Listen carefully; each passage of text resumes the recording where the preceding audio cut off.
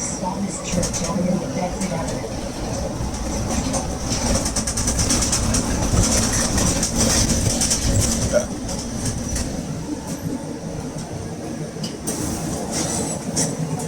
All right, thank you. Have a good day.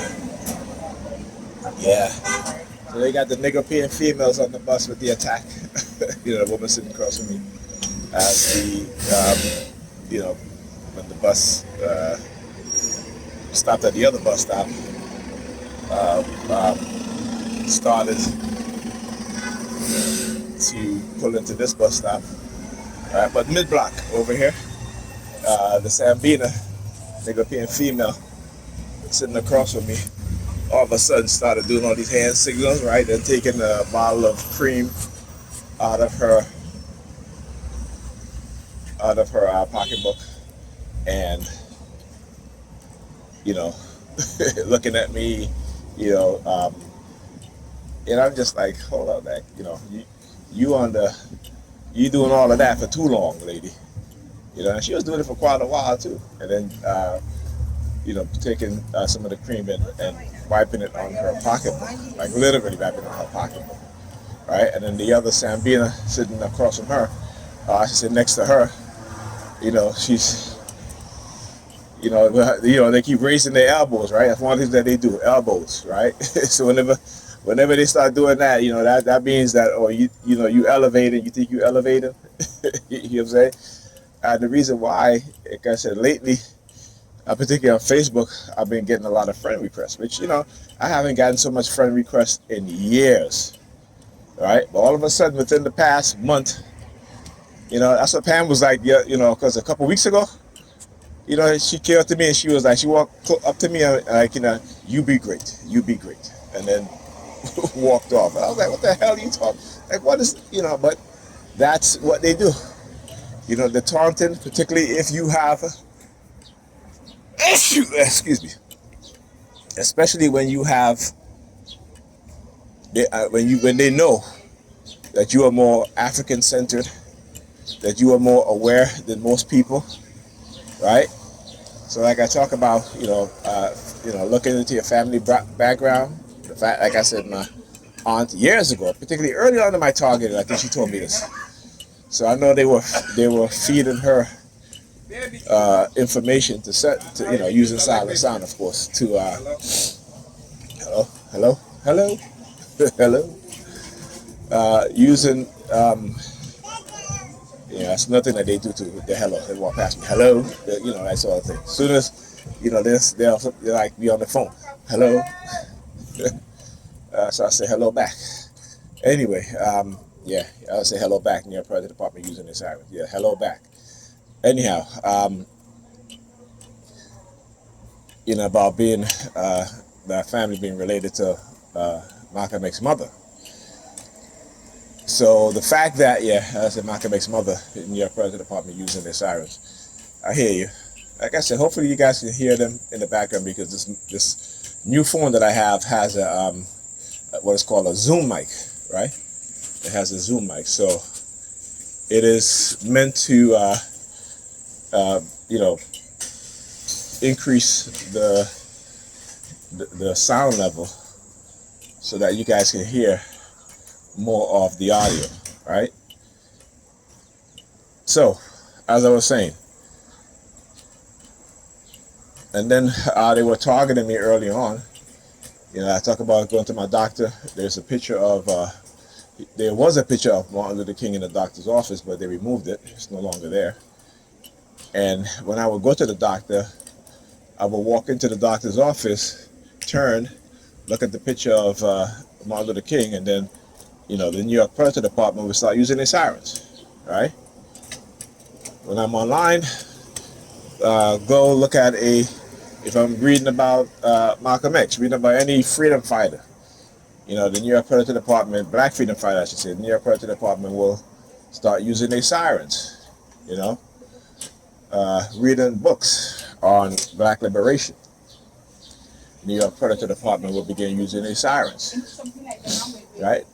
So, like I said, I know what it is that they have done, they continue to do, not just to me, but to others as well. This is why you see, particularly in the black conscious community, they have engaged in covert warfare, right? So the black conscious community, yeah, you're conscious about our history, black history. We woke about that stuff, right?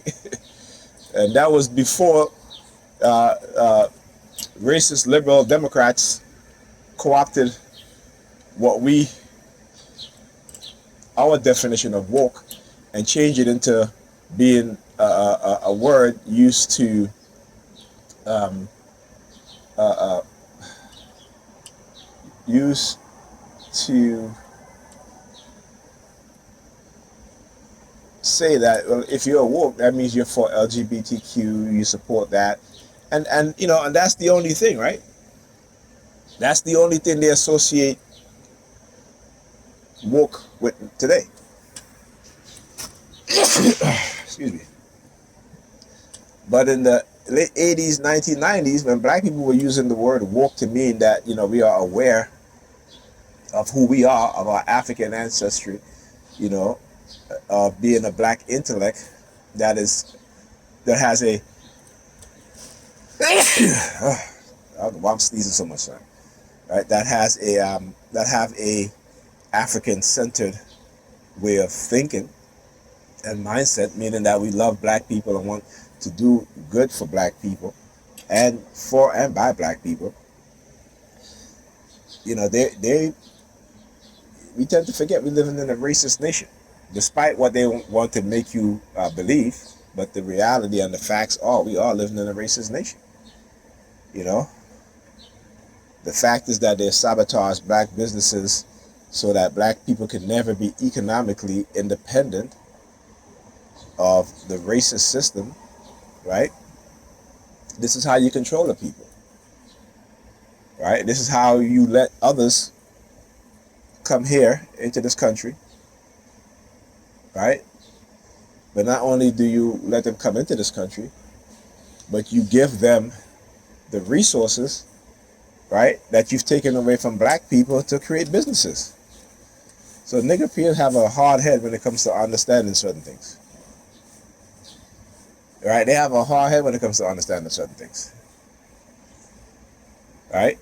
And because we are conditioned, right, we are brainwashed, programmed, as my sister says, right, with learned self-helplessness, also Stockholm syndrome, because of, whenever, and you guys know what Stockholm syndrome is, right? It's when the victims of violence, right, fall in love with their captors, with the people that's abusing them and the people that's continuing to commit violence on them, right? So this is what they do, And here's another thing too, whenever a black person talk about defending themselves and telling black people, listen, y'all need to, learn how to use a firearm properly. In New York City, right, you can apply for a gun permit, right?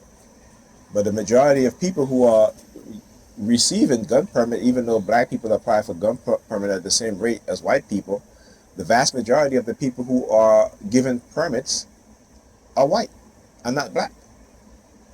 There was a story of a reporter black guy, right? He's a beat reporter, so it means he reports on the police department, and a lot of these police officers, and he says that he went to a funeral, right? It's a black guy now, pro-police, right? He's pro-police, okay? Know a lot of cops, and the white cops that he knew, right? He said that he went to a funeral, and they saw his holster, and even though he had a permit, they arrested him. Right?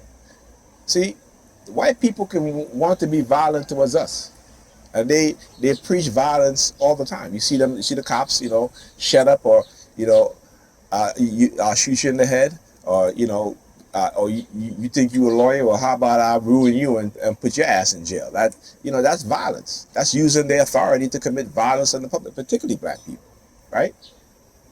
But again, because they have a gun and a badge, it allows them to exert their violence on you.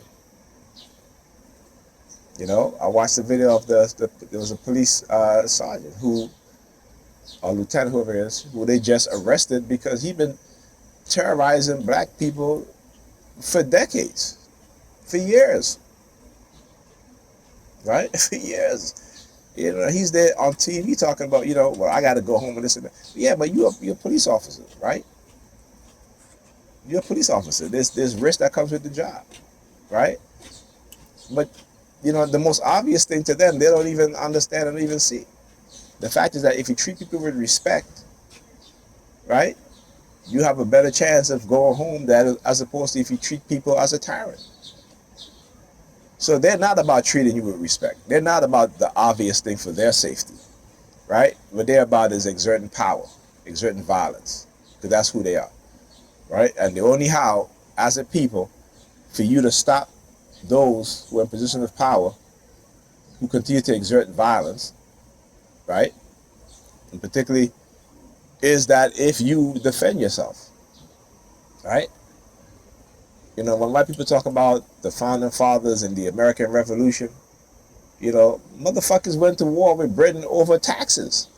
You know what I'm saying? Over taxes. Right? They seem to forget that, right? And they seem to forget that black enslaved people fought in the American Revolution. So black people, listen, like I said, white people don't want to change their minds. They don't want to change their heart when it comes to how they see us.